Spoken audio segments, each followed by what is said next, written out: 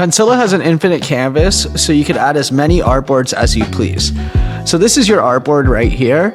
If you click the artboard name, the artboard settings will appear on the right side where you could change the name, the width, the height, the background color. You could also change the width and the height by just dragging these, and it will automatically change.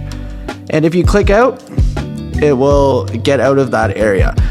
Now, if you want to add a new artboard, you just click this add artboard and it will add a secondary artboard. To delete an artboard, you come up here to the top right of the artboard and you just hit this garbage can and it will delete an artboard. And to duplicate an artboard, I'm going to draw a square. And you just click this duplicate icon right here and it will duplicate your artboard. And I'm just going to delete that.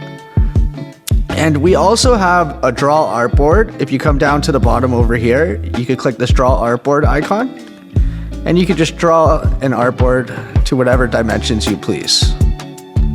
And on the left side, if you drag an element from one artboard to another, it will automatically change in layers. How cool is that? So you can see down here, it just moved to this layer.